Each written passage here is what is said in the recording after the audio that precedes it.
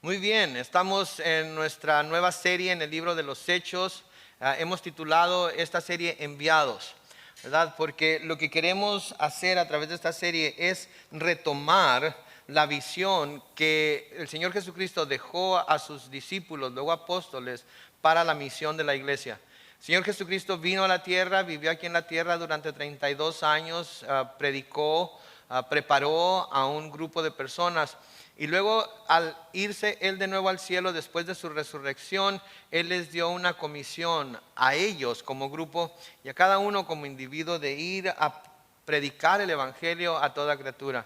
Ese mandato es algo que sigue vigente hasta el día de hoy. Porque cuando Él los envió les dijo que Él iba a estar con ellos hasta el fin del mundo. Donde quiera que fueran ellos, Él iba a estar con ellos hasta el fin del mundo. El mundo todavía no ha llegado a su fin. Él todavía no ha regresado. Quiere decir que este mandato, quiere decir que esta comisión sigue todavía vigente. Y quiere decir que cada uno de nosotros como discípulos de Jesús, ¿verdad? Y como apóstoles en el sentido de ser enviados, todavía tenemos la obligación de ir y predicar el Evangelio. Eso es lo que día con día debemos de esforzarnos por hacer. Eso es lo que día con día debemos de pedir al Espíritu Santo, el poder del Espíritu Santo a Dios para poder hacer. Porque si nosotros tenemos un propósito para estar aquí en la tierra, que es dar a conocer a Jesucristo a través del glorioso evangelio que Él trajo, y no lo estamos haciendo, entonces no estamos cumpliendo con nuestro propósito. Estamos poniendo nuestra atención en muchas otras cosas que no tienen a veces nada de malo, que no tienen a veces nada que pudiera ir en contra de la voluntad de Dios. Pero no estamos haciendo lo que Él primordialmente nos ha mandado a través de su palabra que debemos de hacer, que es predicar el Evangelio a toda criatura. Y vamos a ver aquí que no es nada más para los que se nos ha dado el título o el nombre de pastores, es para todos y cada uno de aquellos que siguen a Jesús. Cada uno de nosotros debemos de cada día buscar oportunidades de predicar a Jesús a las personas que no lo conocen. Ahora, vamos a empezar aquí, o estamos empezando aquí con el capítulo 2 del libro de los Hechos, las partes emocionantes del libro de los Hechos. Pasamos por el primer capítulo y parte del segundo, y se trataba de esperar, se trataba de estar en oración, se trataba de esperar la promesa que el Señor les había dicho que iba a enviar del Padre cuando Él estuviera en el cielo. Porque al Él ascender al cielo, el Padre le iba a dar el poder, el derecho y la autoridad para entonces enviar su Espíritu Santo e impartir ese poder a aquellos que eran parte de su cuerpo, que era la iglesia. La semana pasada vimos cómo la promesa del Señor de que recibirían poder de lo alto se cumple, y el Espíritu Santo vino y todos ellos fueron llenos de Él. Y vimos las manifestaciones precisamente de que estuvieran llenos del Espíritu Santo. Vimos que empezaron a hablar en lenguas, vimos que hubo truenos, vimos que hubo lenguas de fuego que se posaron sobre cada uno de ellos. Vimos exactamente lo que el Señor les había dicho que iba a suceder. Entonces comienzan a hablar en lenguas. Estaban durante las fiestas del Pentecostés y estaban ahí en Jerusalén para celebrar la fiesta muchas personas de diferentes partes del mundo que hablaban diferentes idiomas. Y cuando escucharon los truenos y cuando vieron lo que estaba sucediendo, escucharon el estruendo, fueron a ver qué es lo que estaba sucediendo y se maravillaron, porque ellos estaban escuchando a los apóstoles hablar las maravillas de Dios en su propio idioma, en su propia lengua.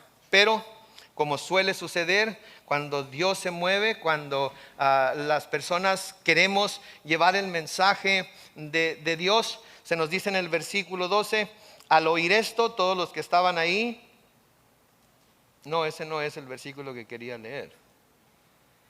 Porque estoy en Hechos 21, no en Hechos 2. Se parecen 21 y 2, ¿verdad? En el versículo 13, al oír todo lo que estaban sucediendo, dice que algunos empezaron a burlar y decían que estaban ebrios, que estaban borrachos, están llenos de mosto, dice. Y lo que quiere decir mosto es vino nuevo, ¿sí? Vino barato. Ese vino que emborracha rápidamente, ¿sí? Eso es lo que estaban diciendo de ellos. Están llenos de mosto, están llenos de vino, están borrachos, están locos. Esa es a veces la respuesta que tenemos cuando le hablamos a alguien del Evangelio, ¿no es cierto? Es a veces la respuesta que tenemos cuando queremos hablarle a alguien el mensaje de Cristo, cuando queremos predicarles a Cristo, cuando queremos hablarles de lo que Cristo puede hacer en sus vidas, principalmente salvarlos de sus pecados y abrir la puerta para que ellos puedan estar en el cielo con Jesús. Se ríen, nos dicen que estamos locos, nos dicen que nos lavaron el cerebro, se burlan de nosotros. Es algo que debemos esperar. Y yo creo que a veces el prospecto de que se burlen de nosotros, el prospecto de que nos rechacen, el prospecto de que digan que estamos locos, a veces nos intimida para no abrir nuestra boca. ¿Sí? Pensamos en todo lo que van a decirnos, pensamos en las cosas con las que nos van a atacar, pensamos en la vergüenza que vamos a pasar y quizás delante de mucha gente, y eso nos intimida a no abrir nuestra boca. Y lo que sucede con eso es algo que ningún cristiano debe tener que pasar, porque lo que sucede con eso es que no permitimos que el poder del Espíritu de Dios se manifieste a través de nosotros. ¿Qué pasaría si abriéramos la boca? ¿Qué pasaría si predicáramos el Evangelio? ¿Qué pasaría si venciéramos ese temor, si venciéramos esa timidez, si venciéramos esa intimidación y habláramos a esa persona que tenemos delante de nosotros de las verdades que el Evangelio presenta? ¿Qué pasaría? ¿Nos escucharían? ¿Aceptarían lo que estamos diciendo? ¿Lo recibirían con gozo? No sabemos. ¿Por qué? Porque no abrimos la boca.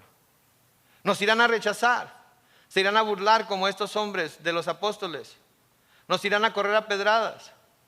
No sabemos, porque no abrimos la boca. Entonces, muchas de las cosas que nosotros desearíamos que se manifestaran en nosotros, muchas de las cosas que nosotros desearíamos que Dios hiciera a través de nosotros por el poder de su Espíritu Santo, no las hace porque nosotros no damos ese paso de fe. Entonces, la próxima vez que usted le presente la oportunidad de predicarle a alguien el Evangelio, de hablarle a alguien de Jesús, lo conozca usted a la persona o no la conozca, sea con el vecino o con su tía o con su tío o con la persona que está detrás de usted para pagar en la caja registradora en la Walmart o en la Macy's, según usted vaya, según donde compre su ropa, ¿verdad? Abra la boca. Eso que el Señor, que usted está sintiendo que debe decirle a la persona que está detrás de usted o a un lado de usted, es algo que el Señor le está diciendo, dilo, háblalo. ¿Qué va a pasar si abre la boca? Yo no sé, pero abra la boca.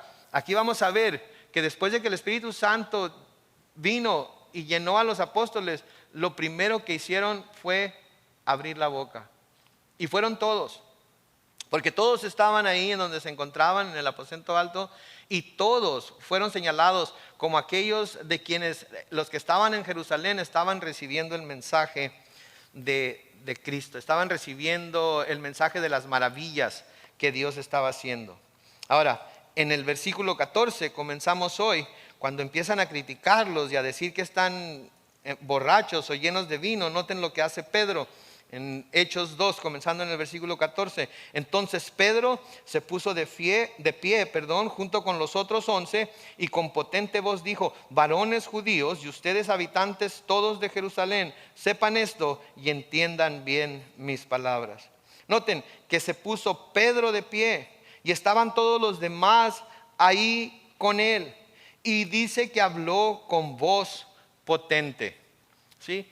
No me imagino yo ¿qué hubiera sentido Pedro al ver que miles de personas vinieron y se reunieron enfrente de donde ellos estaban, al sentir que el Espíritu Santo lo estaba moviendo a hablar, sabiendo lo que sabemos de Pedro, y sentir que si no decía lo que tenía que decir, de alguna manera iba a estar desobedeciendo a Dios? No me imagino, ¿sí?, lo que ha de haber sentido. Porque yo a veces al predicarle a 100 personas me siento nervioso.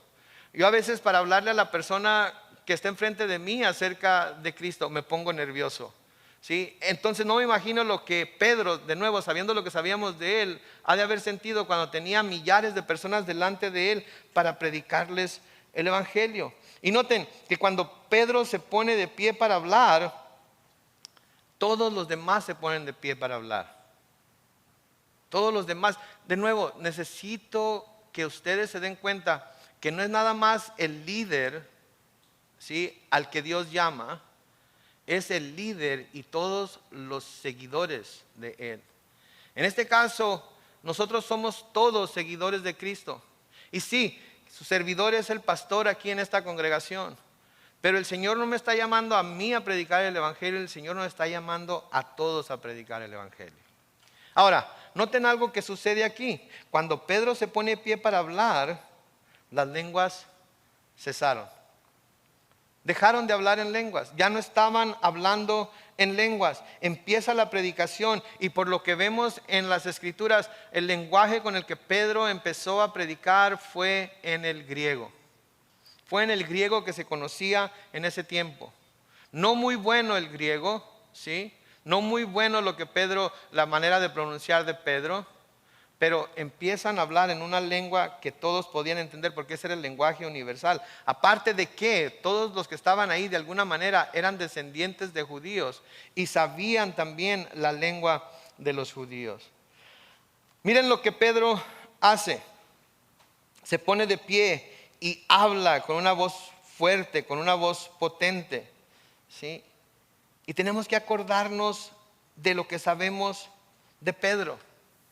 Estudiamos acerca de él en el libro de Marcos, ¿sí?, acerca de las cosas que él hizo, acerca de las cosas que le salieron bien y acerca de las cosas que le salieron mal. Por ejemplo, Pedro reconoció al Señor como el Hijo del Dios viviente. ¿Se acuerdan? Cuando el Señor dijo, ¿ustedes quiénes dicen que son? Pedro dijo, tú eres el Cristo, el Hijo del Dios viviente. 2 versículos después, cuando el Señor Jesucristo dice que tiene que ir a Jerusalén y ahí va a ser entregado a los pecadores y ahí va a ser crucificado y va a morir, ¿qué hace Pedro? Le dice, Señor, no hables así de ti mismo, quiérete un poco más, cuídate a ti mismo. ¿Se acuerdan lo que le respondió el Señor Jesucristo cuando Pedro le dijo eso? Apártate de mí, Satanás. Sí, es el que va con el Señor al huerto de Getsemaní, es uno de 3 que el Señor lleva consigo al huerto de Getsemaní para orar al Padre, cuando el Señor levanta esa oración en donde dice, Padre, si es posible, pasa de mí esta copa, mas no se haga mi voluntad, sino la tuya. Y Pedro es uno de los que no puede mantenerse ni una hora orando con él. Ni una hora. Y el Señor Jesucristo vino y le dijo, Pedro, ¿no puedes mantenerte orando conmigo cuando menos una hora? Cuando el Señor les dijo a sus discípulos que lo iban a abandonar, que lo iban a dejar esa noche, que lo iban a traicionar, ¿qué fue lo que dijo Pedro? Aunque todos te dejen, yo nunca te dejaré. Aunque tenga que ir a la muerte contigo, voy a la muerte contigo. ¿Y luego qué sucede después? Antes de que el gallo cante, Pedro lo había ya negado 3 veces. Este Pedro, digo, si él nos presentara un currículum con esas experiencias para ser predicador del Evangelio, cualquiera le diría, Pedro, ¿en serio? ¿Este es el trabajo que quieres hacer? ¿Esto es lo que ahora piensas que quieres hacer? ¿Sí? Pero mírenlo, ahí está, parado, hablando con voz fuerte, ahí está, con denuedo, predicando el Evangelio, y como vamos a ver al final, 3,000 personas se convirtieron a la predicación de Pedro. Saben que este es un muy buen ejemplo para nosotros, los que nos identificamos con Pedro, los que nos identificamos con sus debilidades, los que nos identificamos con su habilidad para fallarle a Dios, los que nos identificamos con su habilidad para hacerle promesas grandes a Dios, ¿verdad? Señor, de ahora en adelante te prometo que, y luego fallamos. ¿Saben qué? Este nos debe dar aliento a nosotros, porque sabemos que Dios, por medio de esto sabemos que Dios no nos rechaza. Sabemos que Dios, de todas maneras, si volvemos a Él, nos recibe. Y si Él nos ha llamado a hacer algo, no porque le hayamos fallado antes, quiere decir que Él ya no nos va a usar para hacerlo. Noten lo que Pablo dice en Romanos 11, versículo 29. Romanos 11, 29 dice, porque los dones y el llamamiento de Dios son, ¿qué? Irrevocables. Eso quiere decir que no hay nada que nos los pueda quitar. Los dones y llamamientos de Dios son irrevocables. ¿Sí? Eso me toca a mí muy profundamente porque yo soy hijo de pastor que fue hijo de pastor. ¿Sí? Y cuando yo estaba pequeñito, las personas que iban a la iglesia en donde pastoreaba mi abuelo y donde mi padre era el líder de jóvenes, ellos decían que Manuelito iba a ser igual que su papá. A mí sí me decían a mí en la iglesia de mis padres, Manuelito. Y me llamo Carlos Manuel. Sí, por eso mi mamá cuando se enojaba conmigo me decía, Carlos Manuel. Y así me dicen algunos de mis hermanos aquí también cuando me estoy saliendo del huacal. Carlos Manuel. Y es cuando me enderezco, ¿verdad? Pero decía, Manuelito, decían en la iglesia, va a ser igual que su papá. Porque su papá siempre anda trayendo jóvenes y siempre anda buscando predicar el evangelio y donde organiza todo tipo de cosas para traer a los jóvenes de la vecindad aquí a la iglesia y todo tipo. Bueno, pues Manuelito fue todo menos como su papá cuando creció. Sí, pero hubo gente que vio algo en mí que yo no miraba. Cuando llegué a mis años de adolescencia me rebelé contra mi madre y contra Dios y me aparté. No porque cuando estaba chico me obligaron a ir a la iglesia, no porque mi mamá me obligaba a recitar versículos, no porque mi mamá me obligaba a poner mis 20 centavos en la ofrenda cada semana, no porque mi mamá me forzaba a cambiarme cada domingo, ir a la iglesia y estar en la escuela dominical. ¿Saben por qué me rebelé? Porque escuché el llamado del pecado y el pecado me gustó. ¿Saben qué? Padres de familia van a tener problemas con sus hijos. Y algunos de ellos se van a apartar. Algunos de ellos van a dejar el camino. Pero no es porque los están obligando a venir a la iglesia. No es porque los están obligando a aprenderse la Biblia. No es porque están cuidando lo que vean y lo que no vean. No es porque están tratando de convertirlos en personas que amen a Dios. Cuando se aparten, se van a apartar porque van a escuchar el llamado del pecado y les va a gustar el pecado. Claro, como todo nuestro ambiente tiene algo de influencia sobre nosotros, desde luego que sí. Pero cuando nos apartamos al pecado, nos apartamos porque nos gusta. Nos apartamos porque encontramos deleite en él. Y aunque queramos ponerle de cualquier otra forma, ¿ok? Que la forma en la que crecí, que mi papá fue muy duro, que mi mamá fue una alcahueta, que mi abuelita siempre me solapaba, que los maestros siempre estaban en mi contra, aunque pongámosle el pretexto que queramos ponerle. La verdad es que llega el momento en el que sabemos la diferencia entre el bien y el mal y optamos por el mal. Así es que sigan enseñando a sus hijos el camino de Dios, sigan insistiéndoles, mientras tengan control sobre ellos, síganlos trayendo a la iglesia.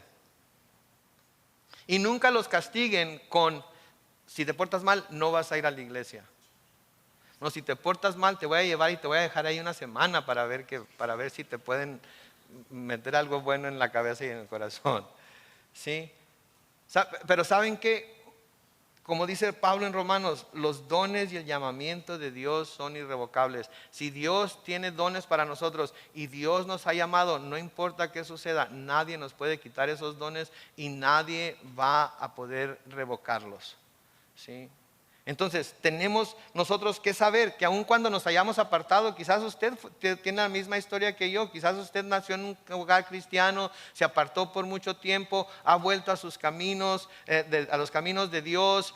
En algún momento dado le dijeron en la iglesia que usted parecía que debería de hacer esto, el otro, que Dios le había dado ciertos talentos, ciertos dones. Si esto sucedió de adulto y le dijeron, tú deberías participar en este ministerio o en aquel, debe hacer esto y aquello, y se apartó de Dios y ahora ha vuelto a Dios, recuerde que los dones y el llamamiento de Dios son irrevocables. Así como Pedro no fue rechazado por el Señor para llevar a cabo grandes cosas por su nombre, para sufrir grandes pruebas por su nombre también, así el Señor no nos va a dejar a nosotros, nos va a usar si estamos disponibles para ser usados. Amén. El versículo 15 dice, contra lo que ustedes suponen, Pedro sigue predicando aquí, estos hombres no están borrachos, pues apenas son las 9 de la mañana. En primer lugar, rechaza la acusación de que están borrachos. ¿Sí? rechaza esa acusación. Definitivamente dice, no están borrachos, son las 9 de la mañana, es muy temprano para que lo estén.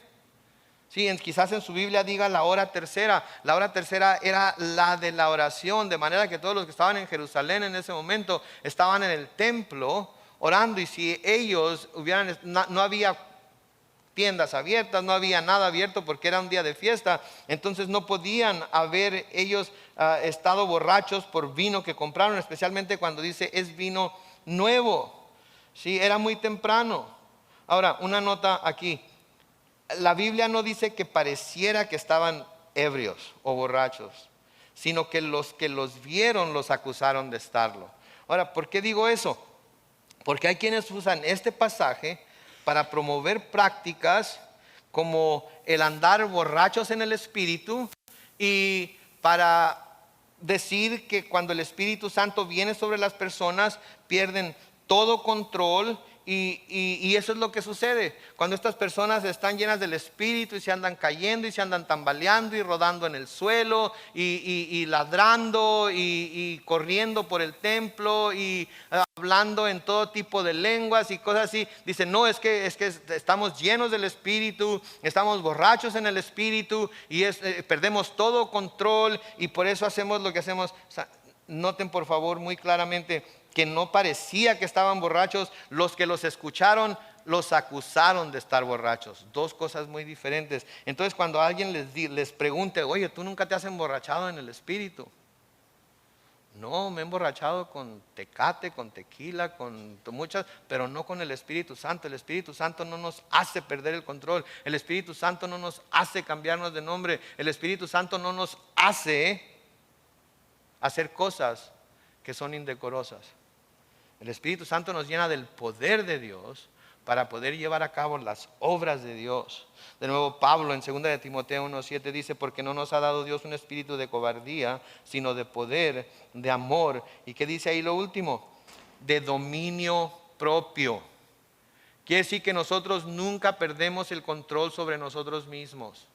Siempre tenemos el control. Noten también que va a usar la palabra de Dios para explicar lo que está sucediendo. Saben que hay un dicho en Calvary Chapel, en las Calvary Chapels de todo el mundo, es que si lo estamos practicando, tenemos que tener un versículo de la Biblia que lo respalde. Porque si no tenemos un versículo de la Biblia que lo respalde, no debemos de estarlo practicando.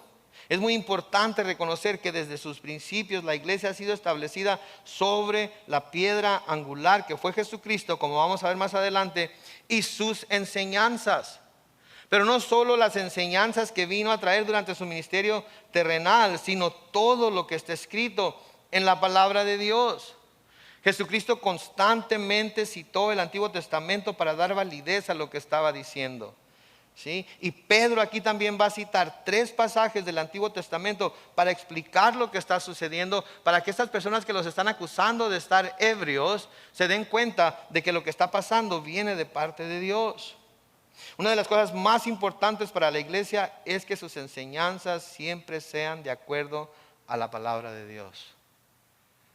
Es una de las cosas más importantes, que las enseñanzas que salen de la iglesia sean de acuerdo a la palabra de Dios, porque el no hacerlo es llevar a la iglesia a desviarse del camino santo y perfecto de Dios.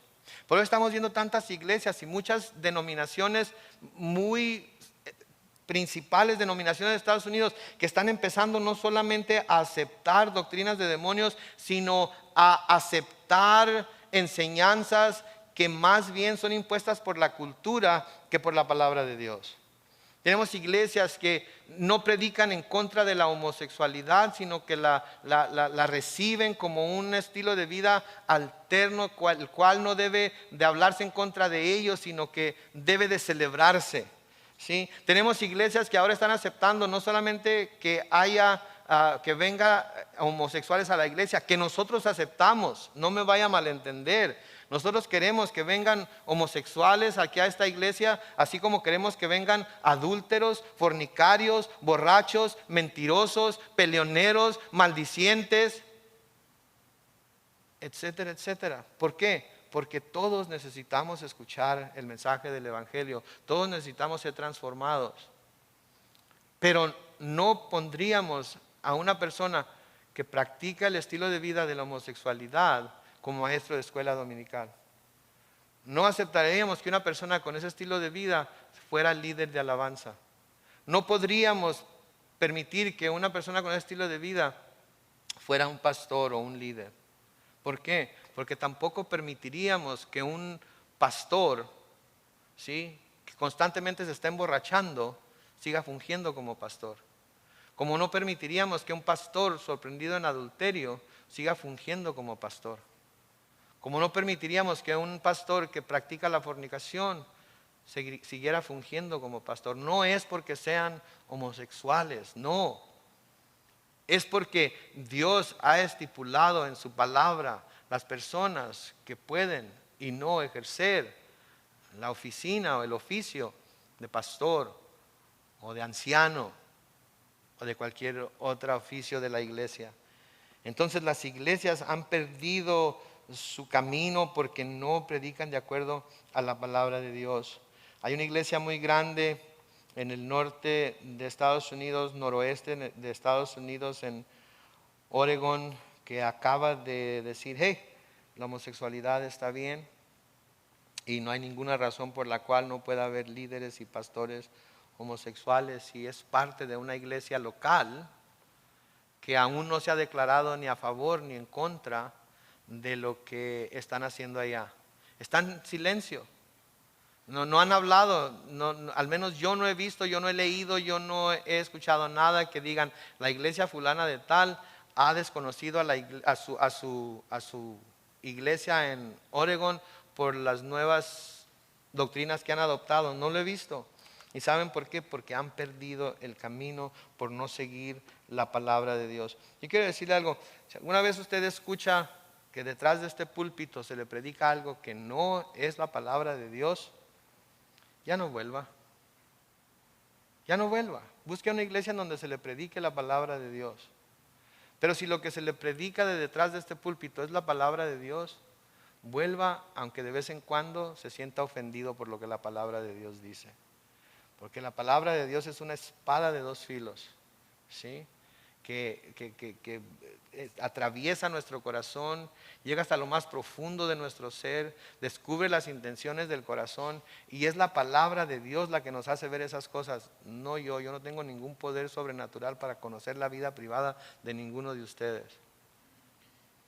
Pero si alguna vez se predica algo y llega muy cerca de usted y lo hace que como que se retuerce así, o como que me dio a mí o algo, que sienta que es una pedrada. No son pedradas, es la palabra de Dios que sale y lleva a cabo lo que es enviada a hacer. Eso es todo lo que es. Entonces, cuando los que van a ver qué está sucediendo los acusan de estar borrachos, Pedro usa la palabra de Dios para refutar lo que están diciendo y señalar una vez más que lo que están viendo de hecho es de Dios. Por eso es tan importante que nosotros llevemos la palabra de Dios con nosotros donde quiera que vamos. Si ahora es tan fácil. Si yo tengo como 10 versiones en mi teléfono, tengo como otras 10 en mi iPad, tengo muchas más en mi computadora porque tiene lugar para muchas más. Y lo único que tenemos que hacer es, mira, aquí y sacan el teléfono. Ya no es el librote este que traíamos antes para todos lados y quisiera tener mi Biblia ahorita aquí porque le podría decir a esta persona lo que dice Juan 3:16. No, ahí está ya. Y aquí Pedro va a usar de nuevo el Antiguo Testamento para decirles a estas personas que lo que están viendo viene de parte de Dios. El pasaje que va a usar primero lo encontramos en Joel 2, los versículos 28 al 32, que es lo que va a decirnos aquí comenzando en el versículo 16 y el 17. Dice, más bien esto es lo que dijo el profeta Joel. Dios ha dicho, en los últimos días derramaré de mi espíritu sobre toda la humanidad. Los hijos y las hijas de ustedes profetizarán, sus jóvenes tendrán visiones y sus ancianos tendrán sueños. La primera venida de Jesús puso en marcha los últimos días. ¿Escucharon eso? La primera venida de Jesús puso en marcha los últimos días y estos siguen hasta nuestro tiempo. Por lo tanto, el Espíritu Santo sigue llenando a los creyentes y dándoles poder hasta hoy para seguir la obra que Jesucristo vino a comenzar. Desde que Jesucristo vino a esta tierra y ascendió al cielo y nos dio el poder del Espíritu Santo, los últimos días ya han comenzado y siguen llevándose a cabo. Siguen todavía cumpliéndose.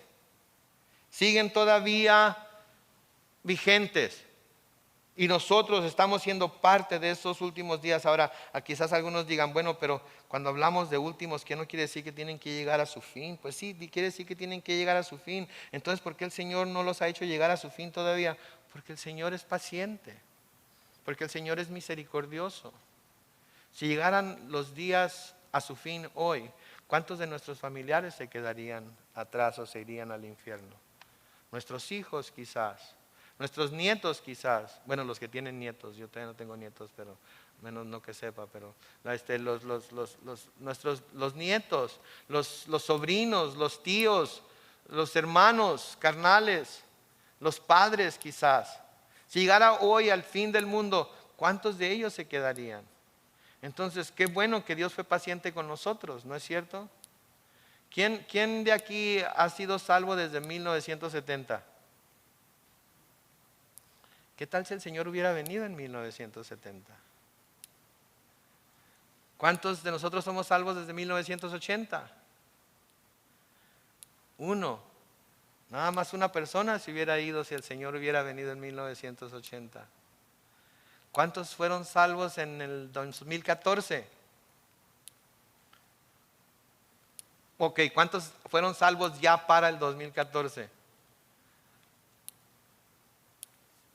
Hay quienes no han levantado su mano todavía. ¿Cuántos fueron salvos este año? ¿Saben qué? Si no pudieron levantar su mano, es tiempo. Hoy es el día de salvación. Hoy es el día aceptable.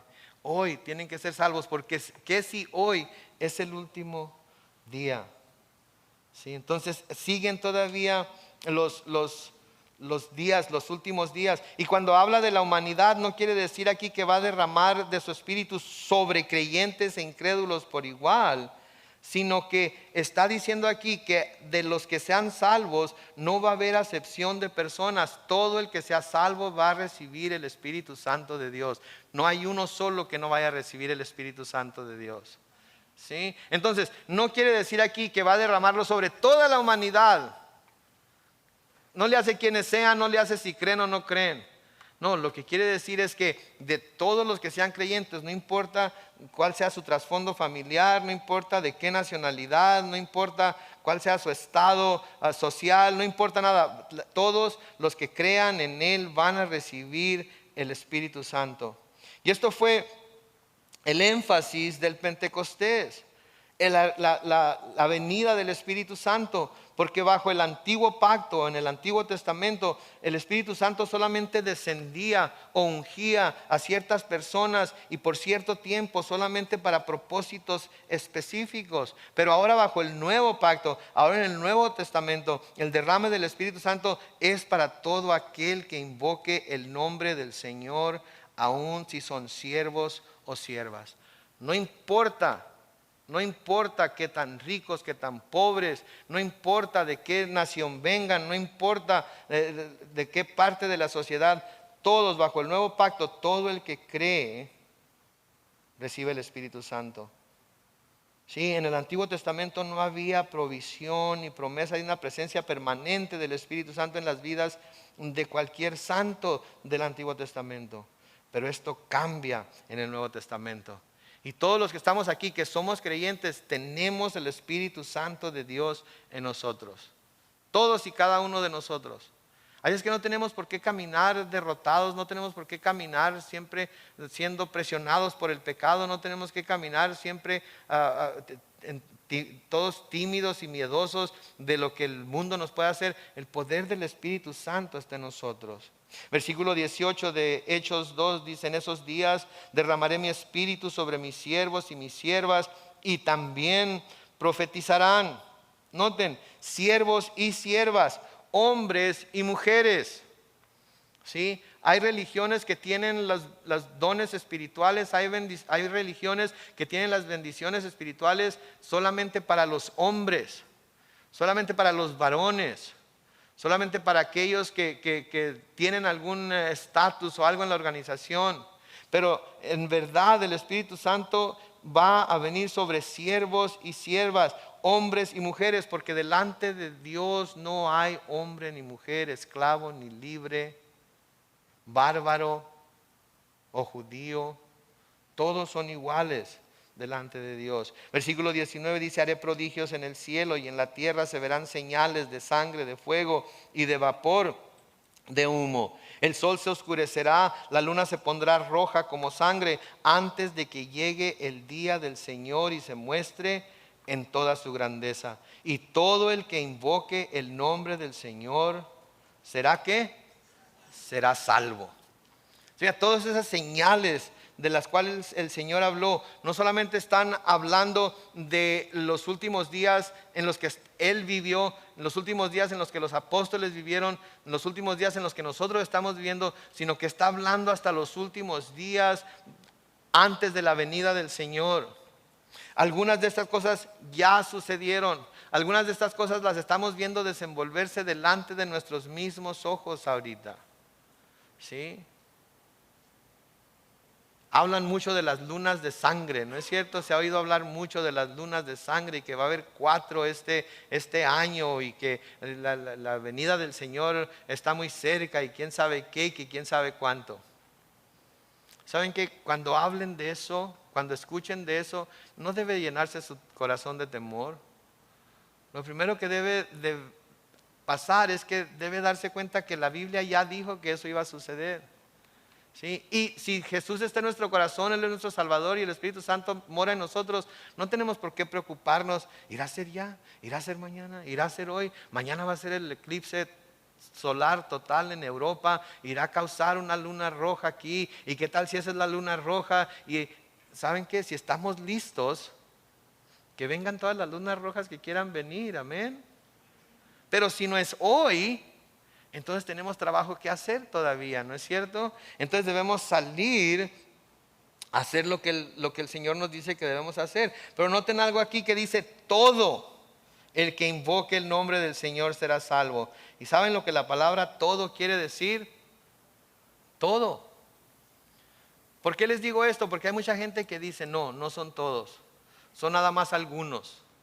¿Sí? Porque Dios ya dijo que los de aquí para su derecha todos van a ser salvos y de aquí para su izquierda todos se van a ir al infierno. Eso no es cierto. Si eso fuera cierto, ¿por qué? Bajo inspiración del Espíritu Santo, aquí Lucas dice: y todo el que invoque el nombre del Señor será salvo. Le cerraría el ojo el Espíritu Santo a Lucas y le dijo: hey, ponle que todos, para que crean que todos, pero nosotros sabemos que nada más algunos. No. Y hay muchos que dicen: solamente los que van a nuestra iglesia, o solamente los que fueron bautizados de esta forma, o solamente los que se visten de esta otra, o solamente los que hacen esto y aquello y lo demás. No, la palabra de Dios dice que todo el que invoque el nombre del Señor será salvo. Y luego lo que Pedro hace es que procede a predicarles el evangelio de Jesucristo. Y va a predicarles acerca de 3 cosas. Va a predicarles acerca de 3 cosas que son indispensables cuando llevamos el evangelio de Cristo. 1 es la crucifixión, 2 es la resurrección y 3 es la exaltación de nuestro Señor Jesucristo. Noten los versículos 22 y 23.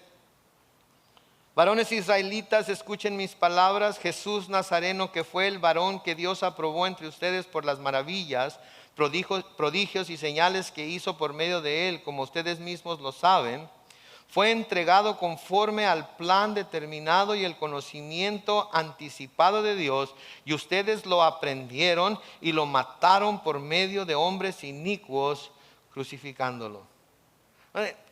Una pregunta que necesito hacer es: ¿quién fue el que crucificó a Jesús? ¿O por qué y por quién fue crucificado Jesús? Porque hay muchas personas que tienen un gran debate acerca de eso. Muchas personas odian a los judíos porque los judíos crucificaron a Jesús. No fueron los judíos. Ellos lo entregaron a los romanos. Los romanos crucificaron a Jesús. No fueron los romanos. Ellos fueron instrumento para llevarse a cabo la crucifixión.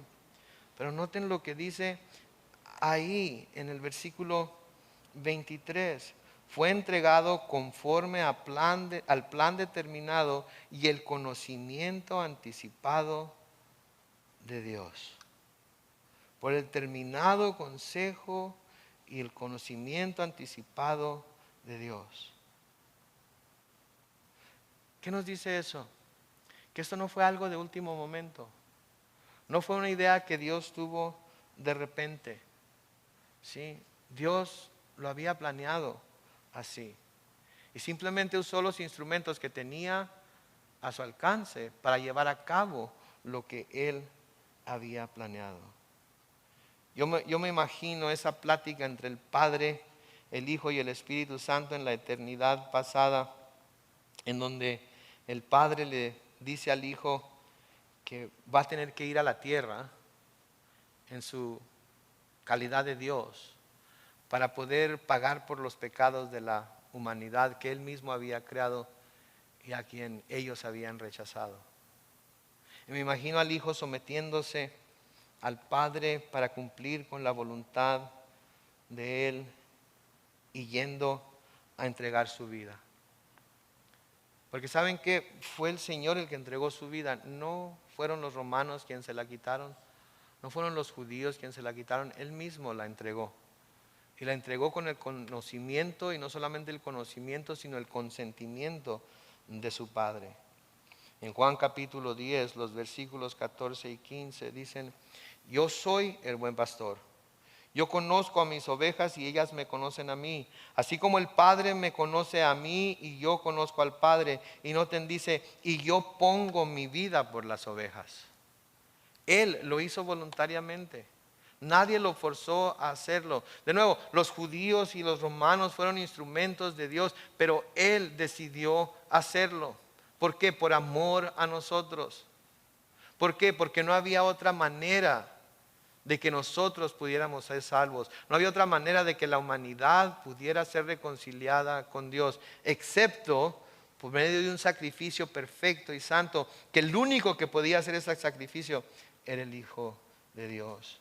De nuevo en Juan capítulo 10, los versículos 17 y 18 dicen: por eso el Padre me ama, porque yo pongo mi vida para volver a tomarla. Nadie me la quita, sino que yo la doy por mi propia cuenta. Tengo poder para ponerla y tengo poder para volver a tomarla. Este mandamiento lo recibí de mi Padre. Noten de nuevo ahí la sujeción del Hijo al Padre. La sujeción del Hijo al Padre. El deseo de obedecer al Padre hasta sus últimas consecuencias, que era la muerte. Este es el ejemplo que nosotros tenemos de Cristo como hijos de Dios. Y eso es algo que debemos de preguntarnos constantemente. ¿Estoy yo dispuesto a someterme al Padre, a obedecer al Padre, aunque esto signifique la muerte a mí mismo? En el sentido práctico de estar vivos, pudiera ser que esto signifique el negarme a mí mismo. Diariamente tomar mi cruz y seguirlo a pesar de lo que me cueste. En un sentido más profundo, pudiera ser que Dios nos llama a nosotros a ser misioneros en algún país hostil al cristianismo y que por obediencia vayamos a ese país y ahí tengamos que entregar nuestra vida por causa del Evangelio. Yo no sé, pero el ejemplo que Jesucristo nos da es que debemos someternos al Padre aun cuando pueda costarnos la muerte. Pero noten que no les quita la responsabilidad a ellos, porque también les dice: ustedes lo aprendieron y lo mataron por medio de hombres inicuos, crucificándolo. ¿Por qué? Porque no querían escuchar el mensaje que Él tenía. Se opusieron a Él, se rebelaron contra Él. No quisieron recibirlo. Lo entregaron y lo mataron por medio de manos inicuos, por medio de manos de inicuos. No lo mataron con sus propias manos, pero aún así ellos por su pecado y nosotros con el nuestro hicimos que lo mataran.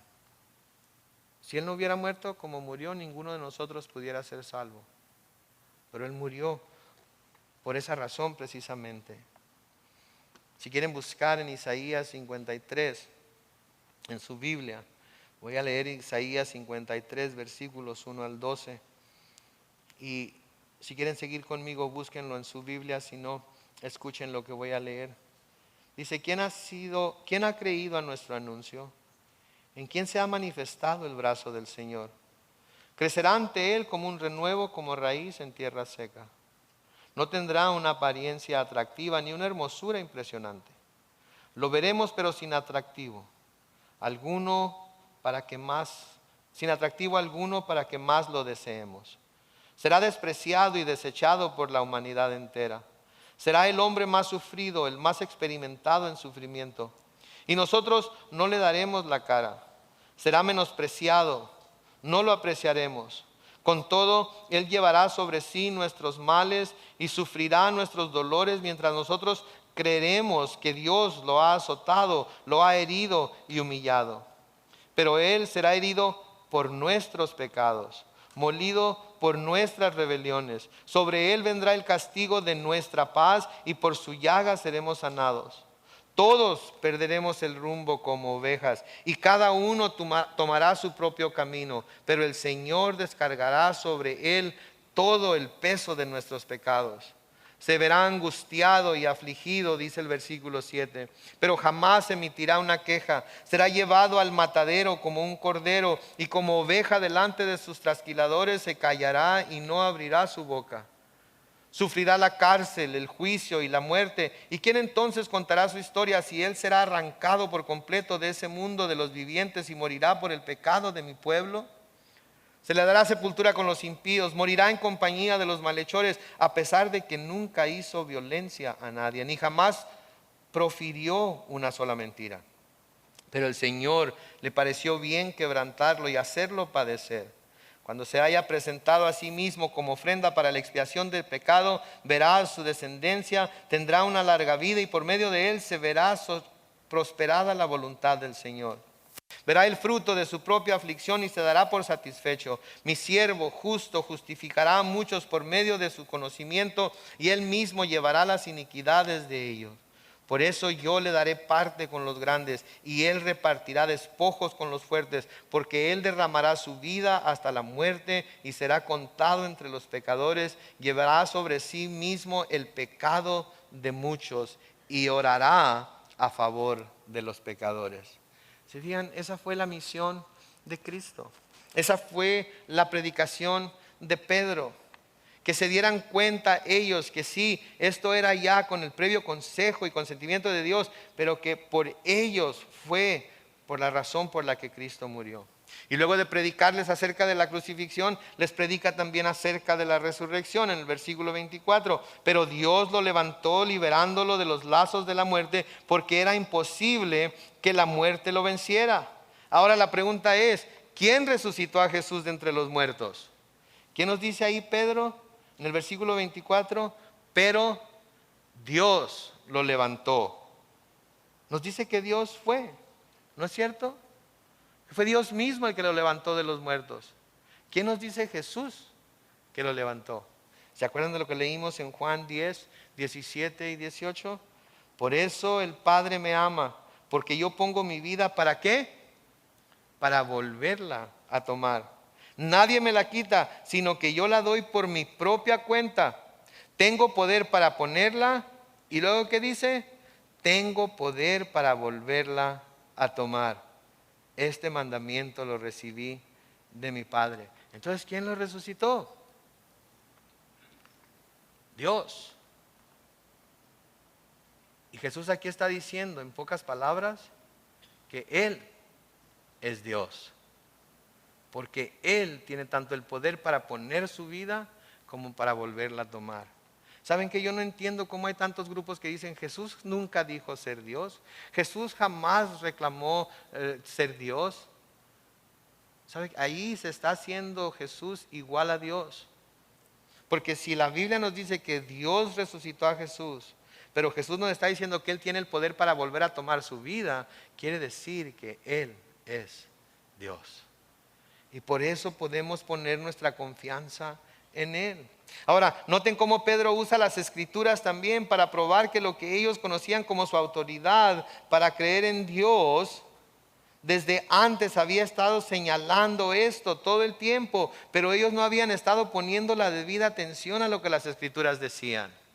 ¿Sí? Eso es algo muy importante para nosotros también y debemos abrir bien los ojos, porque a veces conocemos capítulo, verso y libro, ¿verdad? Somos buenos para citar versículos, ¿verdad? Los ponemos en nuestro refrigerador, en el espejo del baño, estamos constantemente aprendiendo los versículos y somos buenos para recitarlos.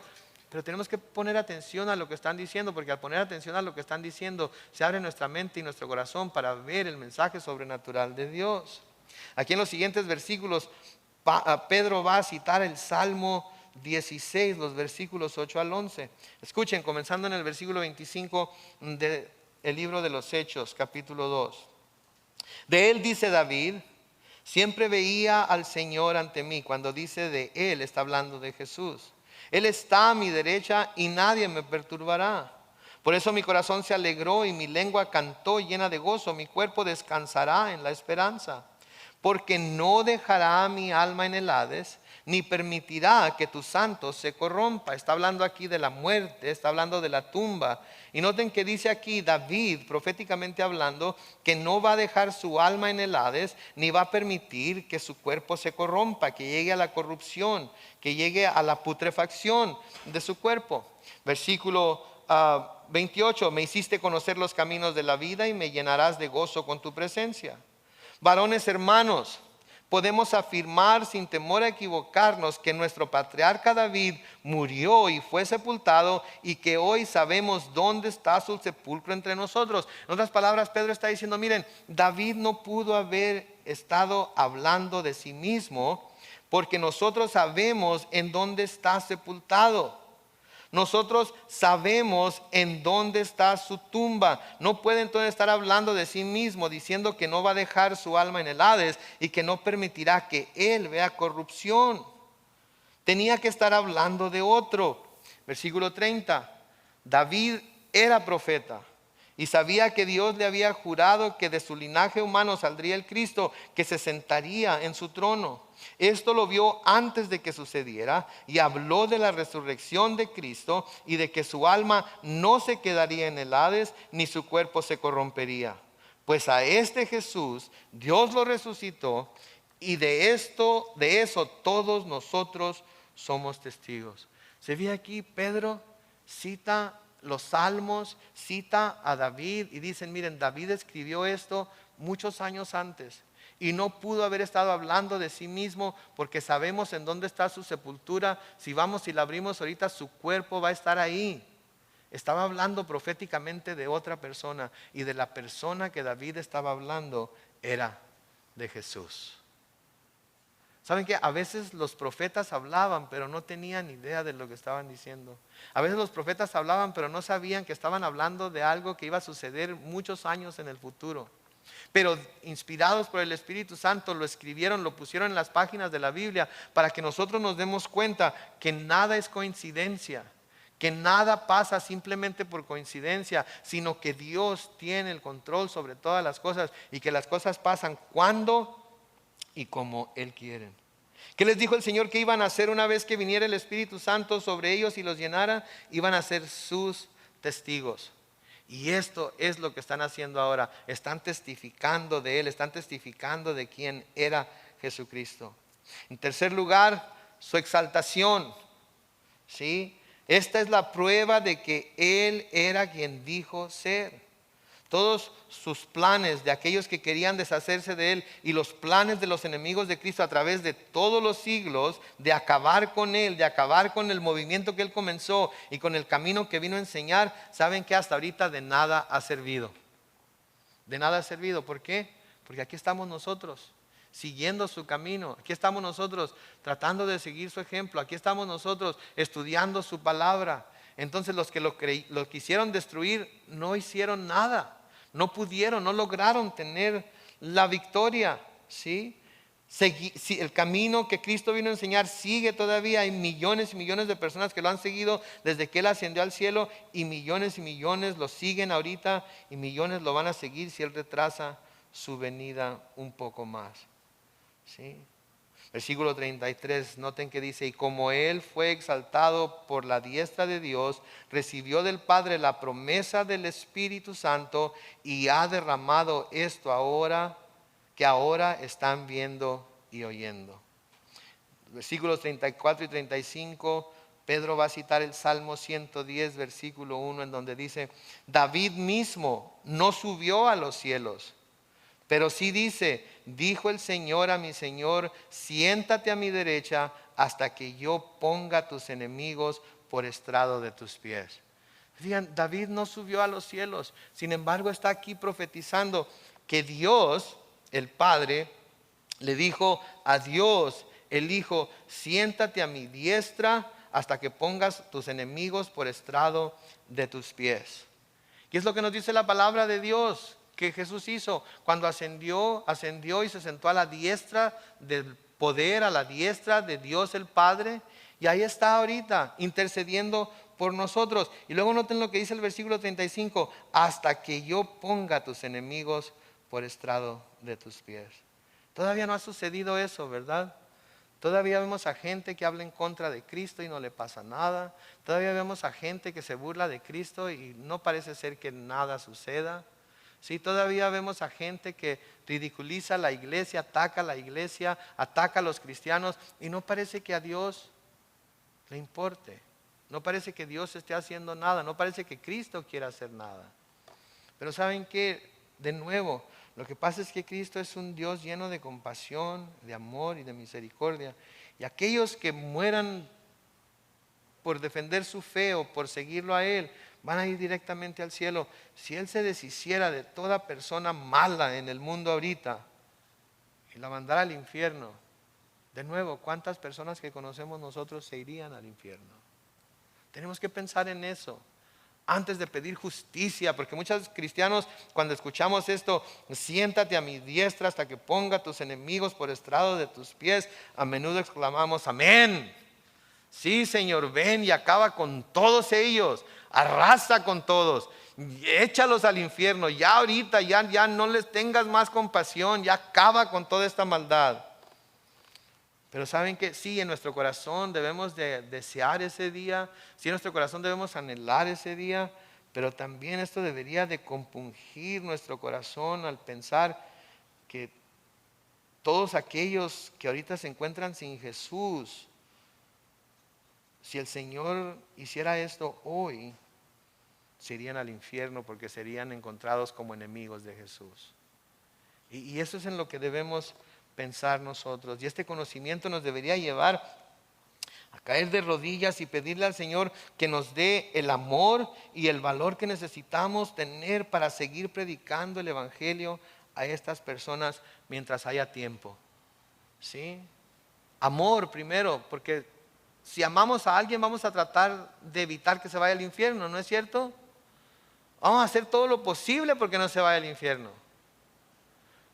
Pero también el valor, porque a veces decimos amar a alguien, pero no tenemos el valor para decirle a esa misma persona que si no cambia su manera de vivir, que si no cambia su manera de pensar, se va a ir al infierno. Porque no queremos ofenderlo, porque no queremos perder la amistad, porque no queremos que nos deje de hablar, porque no queremos que nos critiquen, porque no queremos tantas cosas. Pero piensen, se van a ir al infierno. Versículo 36 dice: sépalo bien todo el pueblo de Israel, que a este Jesús, a quien ustedes crucificaron, Dios lo ha hecho Señor y Cristo. Ustedes lo crucificaron de nuevo, Él lo ha hecho Señor y Cristo. Él lo ha puesto por encima de todos. Pablo les escribe a los filipenses en Filipenses 2, 9 al 11: por lo cual Dios también lo exaltó hasta lo sumo, hablando de Cristo, y le dio un nombre que es sobre todo nombre, para que en el nombre de Jesús se doble toda rodilla de los que están en los cielos y en la tierra y debajo de la tierra, y toda lengua confiese que Jesucristo es el Señor, para la gloria de Dios Padre. Este es el mensaje que llevamos nosotros a los incrédulos. Este es el mensaje que tenemos para el mundo. El mensaje de la cruz. El mensaje que tanto critican. El mensaje del cual tanto hablan. El mensaje que ridiculizan. Ese es el mensaje que tenemos. Lean conmigo lo que Pablo les escribe a los Corintios en 1 Corintios 1, 18 al 21. El mensaje de la cruz es ciertamente una locura para los que se pierden, pero para los que se salvan, es decir, para nosotros es poder de Dios. Pues está escrito: destruiré la sabiduría de los sabios y desecharé la inteligencia de los inteligentes. ¿Dónde está el sabio? ¿Dónde está el escriba? ¿Dónde está el que escudriña estos tiempos? ¿Acaso no ha hecho Dios que enloquezca la sabiduría de este mundo? Porque Dios no permitió que el mundo lo conociera mediante la sabiduría, sino que dispuso salvar a los creyentes. ¿Por qué? Por la locura de la predicación. Así es que, ¿qué necesita para ir a predicar el evangelio? Estar loco. Estar loco, tan loco que va a depender del poder del Espíritu Santo para que la gente que los escuche pueda recibir la semilla en su corazón. Sí, las palabras de Pedro estaban saturadas de la palabra misma de Dios y estaban llenas del poder del Espíritu Santo. Y noten la reacción de los que estaban oyendo, los versículos 37. Al oír esto, todos sintieron un profundo remordimiento en su corazón y le dijeron a Pedro y a los otros apóstoles. Noten de nuevo, a Pedro y a los otros apóstoles: hermanos, ¿qué debemos hacer? Y Pedro les dijo: arrepiéntanse y bautícense todos ustedes en el nombre de Jesucristo para que sus pecados les sean perdonados. Y entonces recibirán el don del Espíritu Santo. ¿Qué es lo primero que dice aquí? Arrepiéntanse. Algunos comentaristas dicen que arrepiéntanse es la primera palabra del Evangelio. Arrepiéntanse. Tiene que haber arrepentimiento.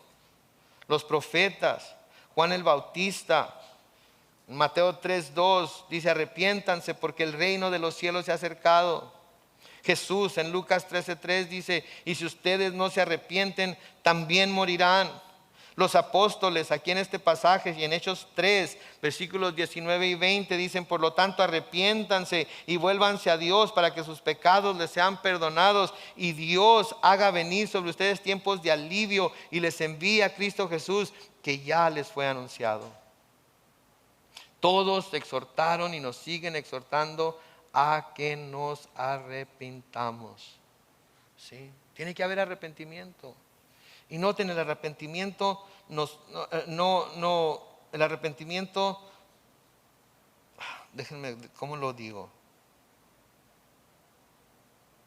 El arrepentimiento no es para que Jesús nos haga más ricos. El arrepentimiento no es para que Jesús nos haga más sanos o más guapos. Es para que podamos ser parte del reino de Dios. Es para que no nos perdamos y para que nuestros pecados sean perdonados y para que haya alivio para nuestros corazones que tan heridos han sido por el pecado. ¿Sí? La palabra de Dios no dice: ven a Cristo para que tu vida sea mejor. La palabra de Dios no dice: ven a Cristo para que tengas todos los bienes materiales que tienes. No dice: ven a Cristo para que seas prosperado. La palabra de Dios dice: arrepiéntete y ven a Cristo para que puedas tener vida eterna, para que tus pecados sean perdonados. ¿Sí? Para que Dios envíe a Cristo como ya fue anunciado. Y el arrepentimiento no es solamente sentirse mal por lo que hemos hecho. El arrepentimiento es dejar el pecado a un lado y volverse a Dios. ¿Sí? El arrepentimiento en sí quiere decir dejar el pecado atrás. No puedo estar cometiendo un pecado y estar al mismo tiempo diciendo: ay, Señor, me arrepiento de lo que estoy haciendo, pero no, con el arrepentimiento me estoy volviendo en dirección opuesta al pecado que estoy haciendo, de modo que lo dejo atrás. Es el arrepentimiento. Hay mucha gente que peca hoy y mañana se arrepiente.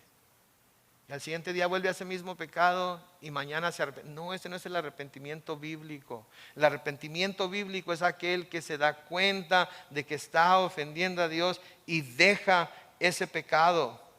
Deja esa manera de actuar, deja esa manera de pensar, deja todo eso atrás. El verdadero arrepentimiento trae tristeza a veces, pero no es esa tristeza que nos lleva a sentirnos tristes por lo que nos va a pasar, como pasó con Judas. Trae esa tristeza que nos lleva a acercarnos más a Dios, a pedir perdón para volvernos a Él.